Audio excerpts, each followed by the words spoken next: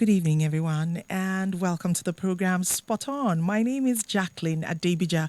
If you can sense excitement in my voice, it's just because I'm pretty excited. Ask me why. Of course, you do know that we're celebrating women, but apart from that, I mean, you just got to give it when you see women who are also slaying, like we say, like moving and doing things, even with what you might have considered a hurdle or a challenge in their lives. Now, for those who followed this program, you do know that last week, just last week here, you remember we had Risikat Toyin Mohammed. She was in the house and she actually challenged the government, challenged myself, challenged anyone to show her someone, a person living with disability that this government was grooming or had put in a place of governance, or, just somebody living with disability. Now, in a month when we're celebrating not just women, but also having a woman come into challenge like last week, guess what? This week, I have with me a person called Omolara Daniel. Omolara Daniel is a female. She lives with, I don't know whether at this point, with all you're doing, I don't know whether I want to call it lives with some form of disability or not. But, I'm just going to let you talk about that. But, Omolara, living as a female and one that is living with some sort of disability, a lot of people will come out and tell you that, that's like a double-edged sword. I mean, you're not only female in a society or a world generally that is more patriarchal than matriarchal. I mean, it's a world that panders to men more than women. And here you are, you're not only female, you're also living with disability. And so at this point, there are so many questions I have for you. You are a fellow, a Kashim Ibrahim fellow. And so that on its own brings a lot of questions. What even made you apply? Where are you from? Why did you? So I'm just going to take it one at a time. And I'm going to ask you to please introduce yourself. And oh, by the way, we are live on Facebook, so you can actually go on Facebook, drop us comments, questions, whatever it is that, your thoughts go to as we go along this evening. Omolara, let me welcome you formally. You're welcome. Thank you very much. Well, I need for Be I, here. I actually need for you to I know that the protocol and everything, but I think you and I are far enough from each other so that people can really okay, speak up. I think people can hear you even with your mask.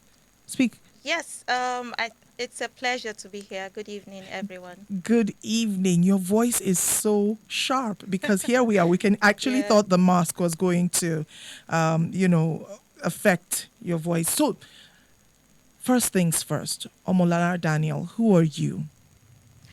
Okay, Amalara Daniel is, first of all, a woman, as you can hear from my voice. I am from Ogun State. I'm a person who is visually impaired or blind, as you may call it. And I'm a Kashim Ibrahim Fellow, as earlier introduced. And what else would I have to say at this point? I Okay, so don't let know. me ask you. You're from Okay. Ogun State, but where were Yes. you living? Where were you before you applied Oh, for the okay. KIF? Yes, I was born and bred in Lagos. So I live in Lagos. I'm from Lagos. From Lagos. Yes. And this was where you saw the advert, for Yes, yes, this yes. fellowship. What gave you, where did the confidence come from? Because we're talking about somebody before now. Had you been to the north? Partly, maybe partially. So I was posted to the north to Jigawa State for my NYSC. So I came to the north for the first time in 2017 when I came for NYSC, but I didn't stay. So I had to redeploy immediately. I only came for camp and then redeployed. So that was like, I was just in the north for like 48 hours. So I really did not know what it was all about. And because of the whole insecurity in the country, I never wanted to stay. But here I am, staying here. I mean, for almost a year. So I'm Wow. enjoying myself. Okay, so your first foray to the north was when you were posted to Jigawa. Yes, Barely 48 hours, and then you were gone. yes, And then you saw the KIF, the Kashim Ibrahim Fellowship advert, and then you just decided to apply. yes. Why? So, What gave you that? What was the trigger? okay, first of all, when I saw the advert, it came as one of these opportunity emails you get. And when I saw it, I was like, how can this be happening in Nigeria and I'm not aware? I mean, we see these things happen outside the country. We see people apply for international fellowships. And here is one happening in Nigeria. I needed to be a part of it. So I decided to apply. I wanted to just have a feel. And because I was also passionate in leadership, and I usually like to seek opportunities to groom myself further. So I needed to apply, and that was how I applied. And your parents just allowed you. Well, my parents didn't even know I was applying anyway. Okay, so but So, when you got in, tell me about your first reaction when you got in. When you got that mail. I'm just assuming that it was a mail you got back. yes. So actually, by the time I was applying for the fellowship, I first sought the consent of my husband to say that, oh, I'll be applying for this. It's in the north. Would you let me go? And he said, why not? Just apply and let's see. So after applying, I wasn't so sure I was going to be selected. I knew definitely that I had to take a lot of hard work and a lot of competence for them to select the best 16 at this time. And I knew that definitely so many people would apply. So I applied and then I kept getting notification emails. You have moved to the next stage. I was wondering, what is this next stage they are even talking about? And so I think the stage before the final was when we had to submit our video.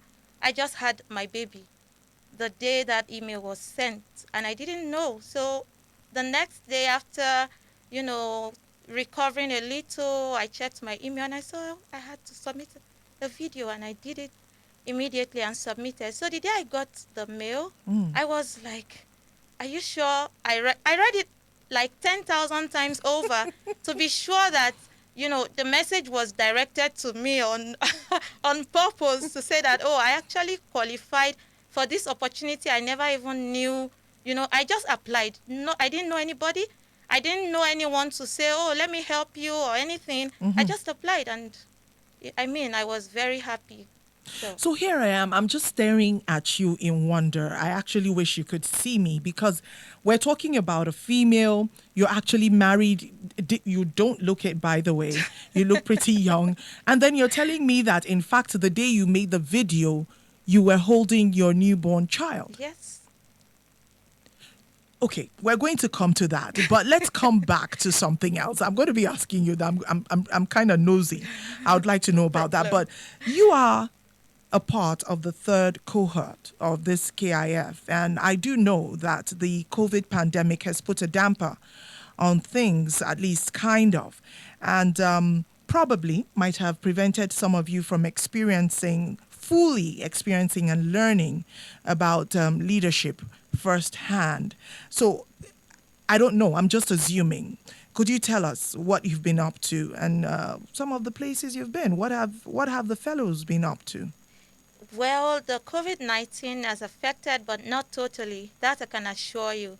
So we have actually, I think, to a large extent, um, the spices of the fellowship have been retained. All the ingredients are still complete. So we have been going through all the leadership training we are here for. We have been going through some speaker series sessions. We get to speak with people in government and those that we could emulate. So we have been speaking with a lot of people. We have been attending trainings in different places. And so we are still on course as far as the fellowship is concerned. Some of these trainings have to be done virtually, no doubt, because of um, the constraints. And some people having to travel down to Kaduna State because of the new phase of the COVID-19. But to a large extent, I mean, we are still enjoying all the ingredients of the fellowship.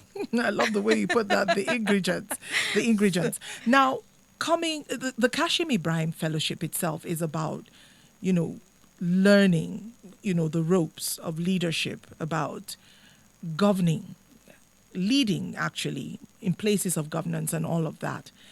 How how well? I mean, you're about, give or take, about 3 months to the end of the fellowship, right? Or four, 4, 5, or thereabout. or thereabouts, Yes. about June, July, right? Yes. And how would you say your perception of leadership, of governance, has changed, if at all it has? If it hasn't, feel free to tell me.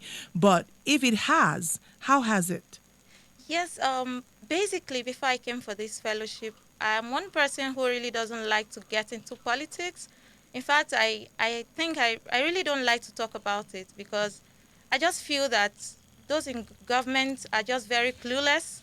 Like, I don't know, that's how I think about it, sitting in my house there and looking at what the situation of the country is. I'm like, these people are just clueless. I mean, what are they doing? So, but getting into the public service in Kaduna State, because we are afforded the opportunity to work in different MDAs and to learn what they are doing at quarterly basis. So currently we are in our third rotation, and I can see for sure that my perception has really changed. In fact, I'm looking forward to finishing this fellowship and getting myself into public service, because I realized that if people like us continue to sit back and condemn and criticize the government, we think they are clueless, then we should come on board. So my perception has really, really changed, and I am really happy for that. I'm really grateful to be here. So it's not enough for us to sit back No, and it's point not. fingers. No, it's not. If you can do better, then you need to get out there and prove it. It's not about what we sit at home to do or what we go on social media to do. Fortunately or unfortunately, this is the social media era where we all like to, vent our anger on social media. We all want to speak on the media. We all want to say anything. We don't know what is going on, and we are not even prepared to come forward. So I think it's high time the youth start to think in that direction. It's not about what you can say on the media, but what exactly you can do to contribute your own quota to the development of your nation at large. I think that is just it for me. I mean, we just have to start coming out, not doing the talking. We should do the work as well. Okay, so at this point, I think I would like to ask you about the youths of Nigeria and where you think we're headed, or no, where you are headed, because I think when we're talking about youths in Nigeria, they're cadres, and looking at you, you're pretty young, and people of your age, like you said, we live in the age of social media. You go on social media, and you start to see hate being slung at each other across all sorts of divides. And you begin to wonder, is this what is going to get Nigeria to the promised land? So I think I would want to ask you how we can start to reorient ourselves, our mind, because certainly, I don't know, feel free to correct me. Is there any moving forward without, the youths of Nigeria coming together as one? That is why, first of all, one of the motive behind this fellowship is to try as much as possible to bring out the strength in our diversity. As I earlier mentioned, I'm from Ogun State. I have colleagues from different parts of the country, not just Kaduna-based fellows here. And I think this is a way to start. I think by the time we start to realize that we are Nigerians, first of all, and not Yoruba, Hausa, Igbo, or whatever, I think that's where we start from. And the youths are actually the future generation. We have to understand that and not only talk on the social media. I think we really concentrate more on social media these days. Anybody wakes up one day and feels pissed, then they go on social media to express their anger, forgetting that social media is not where the work is done. So you need to come out there and prove what you can do actually by joining the public service or political groups or whichever way you can make a difference. Even you don't even have to be a part of a political party to make a difference. I mean, if you can come up with an initiative in your own small community, as small as it is, you make a difference, then you will definitely be recognized by people in your community, and then from there you can take it forward. So I think that the youths need to realize that we do all of the talking. We're always shouting, we're always making noise. And unfortunately, sometimes, the older population think that maybe we are even clueless because what we do is just to talk. These people, maybe that you feel that they are not doing it well, but what do you have to contribute? Is it just by talking? I don't think so. So I think there is a lot we can do if we put our heads together and unite together as one voice, as youths in our small groups to make the difference that we would like to see. I think that's where we can start from. I love that. So you would say, going by your submission right now, you would say that the Kashim Ibrahim Fellowship is not some harebrained scheme. Would No. you? Would you? It's not, right? No. It's actually serving a purpose. Yes, sure. So you're telling me now, Omolara, that if you had a chance to live your life in the north, for instance, because I know that you coming to redeploy from Jigawa, like you said, was because of the perception Yes, that you had about the definitely. north. Yes. Would you say that perception has changed now? Definitely has. Up to the week before I arrived in Kaduna, I was still carrying that perception. People called, "Oh, you want to go to Kaduna where it is so insecure? You mean I was trying to make excuses. I said no. They said it is in southern Kaduna that there's insecurity, and we are going to be in northern Kaduna." And the person said, "Oh, you don't know that the Kaduna South and northern Kaduna is just one small bridge that separates them." And Oh that God. alone made me a little bit scared. That, oh, just one bridge. So that means they can just cross from the other side to attack us on this side. So I carried that perception until I got here. In fact, my first day out of because we were quarantined for 2 weeks, my first day into the community, I went to the market and I was really scared of what could probably happen, the level of, I was very conscious. But now, I mean, I'm living freely. Whenever anybody even asks, "Oh, is Kaduna, is everything?" Like, Kaduna is fine. Kaduna is just like every other place, just like Lagos, just like. So I feel very free being here. I see that, I mean, everywhere in the country is not so fantastic. Even the Lagos where I was from, it doesn't mean that things do not happen there, but it doesn't mean that Kaduna is not peaceful. Kaduna is very peaceful, and I'm happy to be in the north. A whole lot of new experiences for me here. There's something about leadership, changing perceptions, owning the narrative, not allowing others tell you who you are or what you're doing, trying, getting a hold of the narrative.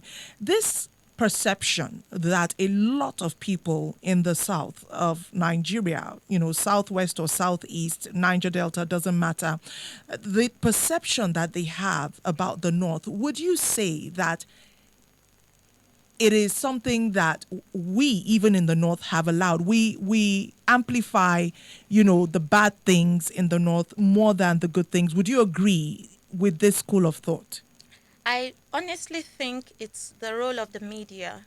So what people see is what they say, actually. A lot of people have not been here. A lot of people have never been. Some people have never stepped out of their their comfort zone before. So how do they know what exactly is going on in their neighborhood? They wouldn't. But as I said earlier, this is a social media generation where we get all our information on the social media. So somebody goes on the media and is saying that, oh, 10 people were killed in Kaduna, not really knowing where exactly in Kaduna, assumes that it is the whole of Kaduna where those 10 people. So I feel that it's the role the media is playing in giving out this information without really being specific. And I feel that this is a challenge that the media has has to find a solution to. I mean, the information out there is not so clear, but what people see is what they say. Okay. All right. We'll come back to the role of the media, but I want us to quickly move to a big one, I would say. And I think I would first ask, this whole Kashim Ibrahim Fellowship thing was started by the governor, talking about Malam Nasser El Rufai. Have you met him? Very well. The way you said very well, that means you've met him many Countless times of times, yes. in person. Yes, You've gotten a feel of him. yes. Now, the reason why I'm laying the ground is because, depending on who you ask, everybody has an opinion about the governor of Kaduna State. Some people think he's arrogant. Some people think that his style of leadership does not carry other people along. Some people think that he's a very kind man. Some people think he's an intellectual. He doesn't suffer idiots gladly. There's so many opinions out there. So I would like to get yours, Omolara Daniel. What is your perception of Malam Nasser El Rufai? For me, I have not met his arrogant self. I have met his simplicity, his intellectuality. I've met someone whom I feel and I know is a role model. So for me, I talking with him or having sessions with him, having some interactions with him, his style of leadership to me is worth emulating. I mean, it's simple. It's someone who is very hardworking. If you ask me, of course, no good leader would tolerate will tolerate laziness around him, because it still boils down. Whatever happens still boils down to him as the leader. So to me, it's someone who is very intelligent, very intellectual. He likes to read a lot, and I'm beginning to learn that from him, because he bombards us with a lot of books. Week in, week out, we get a lot of books from him. So, and it's no good leader. Every good leader has to be a good reader. So I'm learning. That is something I have taken from him that I'm learning to imbibe as a culture for me. So he's someone who is very, very simple. I have never met an arrogant him before, and I don't think I will, because I don't know. It hasn't. I haven't seen that traces. I don't know where people got that from, honestly.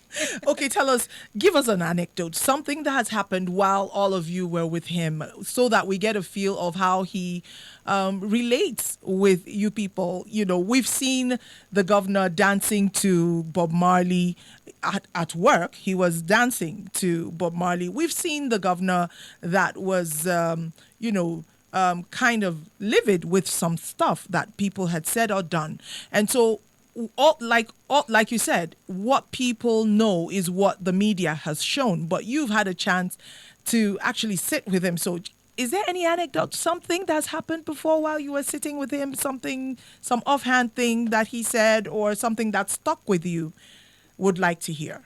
Right now, at the top of my head, I really cannot remember. Okay. But I've not. I haven't seen him dance for us. Maybe he will do that in coming months. We Okay. still have a long time to be here. To be here. So I think I'll look forward to that. Okay. All right. So let's get back to serious business. You are here for a purpose. You're being groomed to be able to go out there and do well, to be able to go out there and not just talk, but put your money where your mouth is. And so what is next after the fellowship? What are you thinking about? What do you want to do? What are you thinking about doing that is going to put what you've learned to good use? I mentioned earlier that my perception has changed, and I'm really, really looking forward to fully participating in public service after the fellowship. That is something I'm looking forward to. I really hope I get in there, because I wouldn't want my skills to be, the skills I've acquired over this 1 year period, to be wasted. So I'm looking forward to getting into public service and doing something really good, and continuing to develop myself further by contributing my own quota to the society which I live in. It's something I'm passionate about. It's something I've always been passionate about, and I've gotten this opportunity, and I hope to continue in it. So prior to this time, did you have any friends from northern Nigeria or eastern Nigeria? Because you did talk about the mix that you have amongst the cohort, people from all walks and sides of Nigeria coming together to become fellows, grooming program, grooming people for leadership. So we have people from all sides. Did you have friends from northern Nigeria particularly before now? Well, if you speak of friends, no. But I had acquaintances before now. So back in school, of course, I had roommates who were from the north, but not close friends or allies like I have now. I was waiting for that, like you have now. Yes. So because I listen to you real carefully, and you're using your words real carefully. The acquaintance, I got the fact that you said acquaintances, yes. And now you're saying friends. So yes. You are really distinguishing between the two. Yes. So now you have friends, and I know you understand what I mean by friends. Of course. Do you think that you would have gotten this opportunity sometime in your life without the fellowship coming out?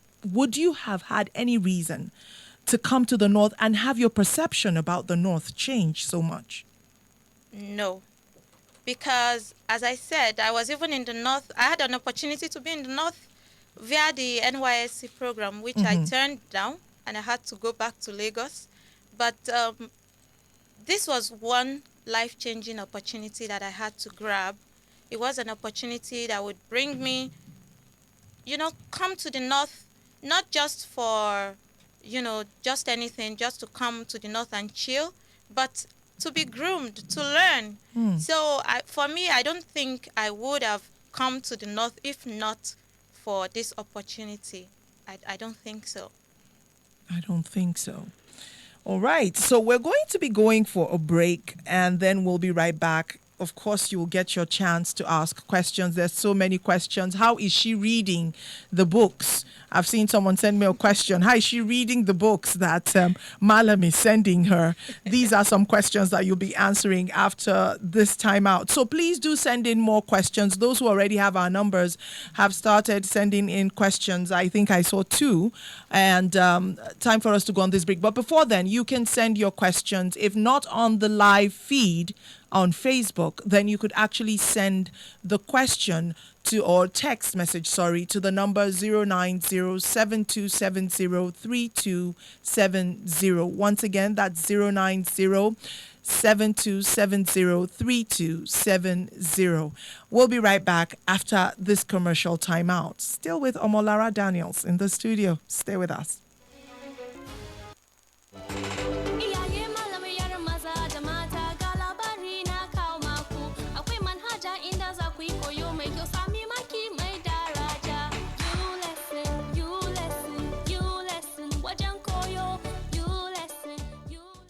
da haƙori yake yi ne da ake kira cavities. Idan kana goge baki a kullum tare da Colgate Maximum Cavity Protection, tsarin aikin sa ne ya nutsar da sinadarin calcium kan cikin haƙora ya kare daga yin rami. Lokaci ne na inganta rayuwarmu zuwa ga amfani da Colgate man goge baki da kuma duniya suka zaba. Because Colgate locks calcium in. Colgate ya samu amincewar kungiyar likitocin haƙora ta Najeriya. Charles! Yes, Mama! Go bring 2 sachets of Hypo Bleach come. Why 2, La? Because I go use one take soak the whites, then go use the other one take kill all the yama germs. But I know they see any yama germs for here now. They small well oh, but then they. And now why I trust only Hypo Bleach to take kill all of them pata. Make all your white cloths they continue to the white and they kill all the virus and the yama germs. Wey fit cause sickness for your house with the disinfecting power of Hypo Bleach. Hypo. This is nothing abnormal. Should've known that I was a top scorer. UEFA Champions League baller. Win, I be your guy. Enjoy all the action, fun, and excitement of the UEFA Champions League this season with a cold, refreshing bottle of Pepsi. Pepsi, official sponsors of the UEFA Champions League. Pepsi, for the love of it. All right, thank you for staying with us. Still celebrating a lot of women, all sorts of women. Today, woman in this left her comfort zone. Someone who was born with, all sorts. They say when life throws lemons at you, You make a lemonade. you make lemonade. And here you are. You've made a double lemonade. Not only are you female, I mean, a lot of things you've done. And seriously inspired by you. So I'm going to ask you a question I did ask off air, but just to bring you off. Where is your baby? Where is your baby? It's here in Kaduna. With you? Yes. And you've been going around with the baby, doing things, and it's not dampened stuff for you at all. No, not at all. Amazing. Okay, so let's go back to let's address this question by Muftau. Muftau says that how have you been reading the books that you say Malam has been giving to you? How have you been reading those books? Fine, that's a good question. Thank you for that. It's not been that hard. So with the aid of technology, I'm able to read books all by myself. I have a reader that scans the book and read to me. So I have equipment that enable me to read these books, whether in their hard copies or soft copies. I can read them. Yes. Whether in hard copy or soft copy. Yes. Amazing. So there's a lot that we don't know, of course, because this is your world. Yes. You would know. All right. So I would have loved to ask someone else who's worked with you, but since you're the only one I have in the studio, I'm going to say some things. And this is something that a lot of people don't like to voice, because, of course, they know that not only is it politically wrong, it's not politically correct, it is also morally wrong. And so you would only hear it slip out or read between the lines when people talk about the responsibility of hiring or employing, or even like in the case of this fellowship, having someone living with disability come on. It seems like a lot of us just don't like that responsibility. So how much of a responsibility are you, if at all, Omolara? Do you understand what I'm saying? Yes. People, okay, so she's visually impaired. I have to hold her hand. I have to help her. I have to do this. I have to do that. Who knows? One day she's going to wake up and say, oh, there's this situation and I cannot come to work. And so a lot of people carry around this misconception that employing or having someone living with disability, female at that, would be more of a burden on the organization. Or more expensive. More expensive, right. Okay, so you get what I'm saying, yes, right? I do. So how would you address this? Well, I think that most of the time people do not try things before they say. So you see people saying these things and they have never tried it. They don't even have a clue of what they are saying. So first of all, let's even take it from the schools I attended as a person with disability. I attended mainstream schools, just like everyone did. Aside from the primary education, which I had in a special school, my secondary university, I sat in the same class with every other student. Has anybody thought of how I coped in the same classroom setting as with people who have no visual impairment? If I coped in such a classroom setting, so what is so difficult in a formal or a workplace? It's not as people paint it. It's not. And also it depends on the needs of such a person. So it actually depends on the needs of such a person. It's not something that you have to, break the bank to employ somebody with a physical disability or somebody who is visually impaired. It's not a doubt that there are some specific needs to such a person. For instance, for me, I cannot use pen and paper, but I can use a computer. And I use the regular computer that you use. So it's Graduates, in quote, from our Nigerian universities, and in fact, for some of them from outside the shores of Nigeria. I must say that you've got good diction, and it is impressive. Thank you. Really impressive. So that means that you went to school. You really went to school. So your school was done in Nigeria. Sure. And so this means that hope is not all lost for the educational system in Nigeria. When I tell people that, from A to Z, my schooling was done in Nigeria, some people don't believe me. But here we have Omolara Daniels. And then, of course, this also goes to show that there is indeed a rigorous process in getting those fellows. 16 of you, you say? Yes, 16. 16 of the best. Yes. From around Nigeria. Yes. It shows. It shows. All right, so we're going to open up the phone lines. I see that time is far gone. I see that some people have shared our video. Thank you very much on Facebook, but there is no comment there.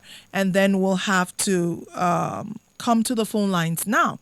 Are you, especially people living with disability of some sort? It'd be great to hear from you this evening if you would. And so the numbers are 081 40,000 989. Once again, that's 081 40,000 989. And then we have 070 87 800 989. Once again, 070 87 800 989. While we're waiting for those calls to come in, let's go ahead with other questions that I have for you.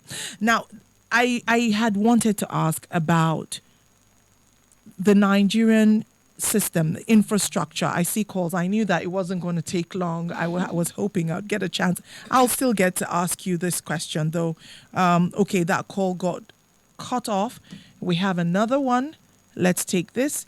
Hello, good evening. Good evening. Hello. Okay, it got cut off again. So I see people trying. Please, I don't know why this happens to me, but we'll roll with it. Okay, so let your calls come in if you would.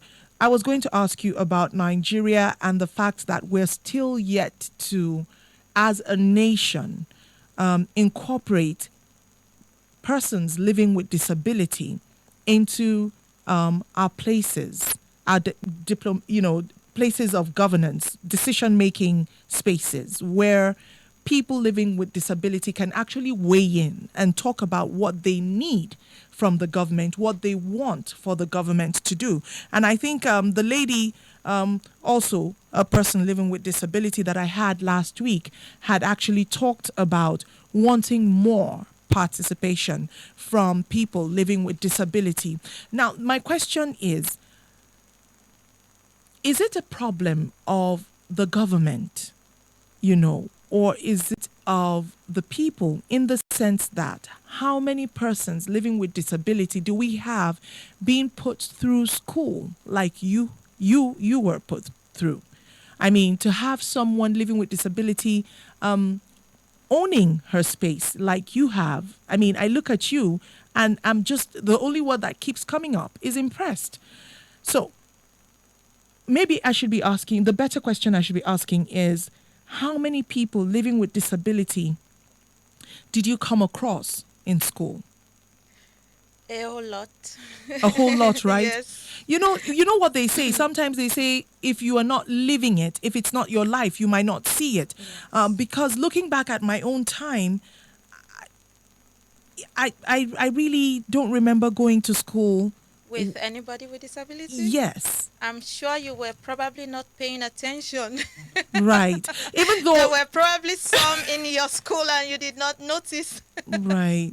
Yes. And this is actually true, because you'll be amazed. I went to University of Lagos, and even after 4 years, or you will still find people who actually went to Unilag when I was there. When I was there, I was not the only person with her. We had maybe like 40 to 50 persons with disabilities. But some people will still tell you they never came across one.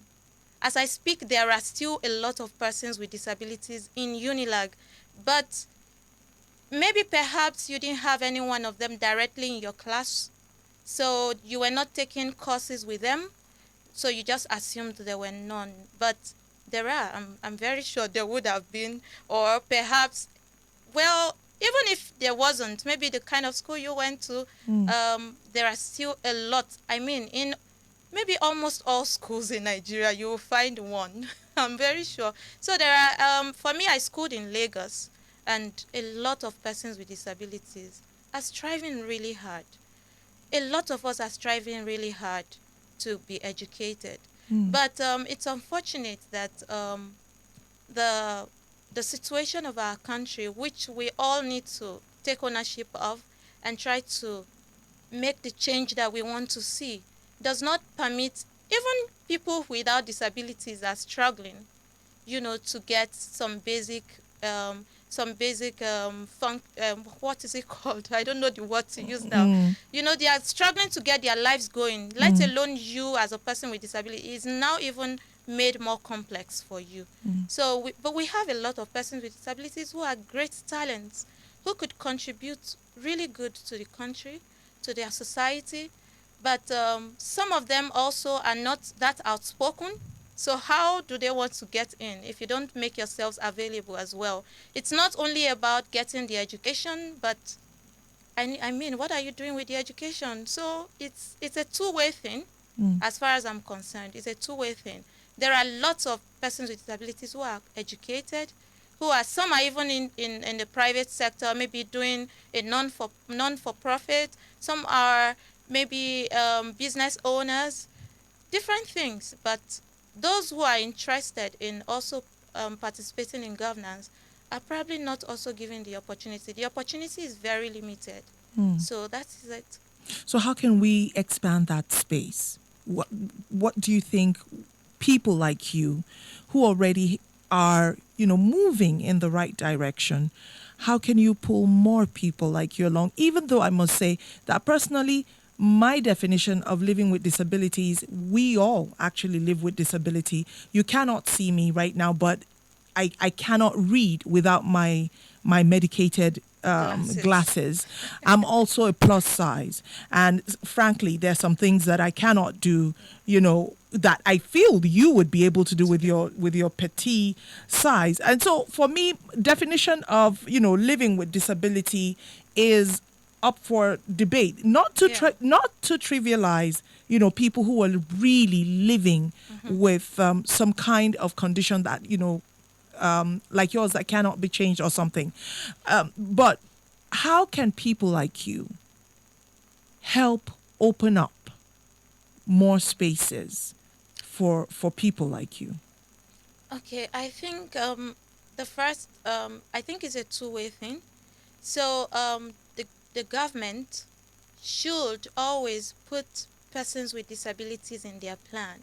I think most of the time, rules are made, laws are made in the country, opportunities are given without people remembering that, there are some people with disabilities who could participate in this thing.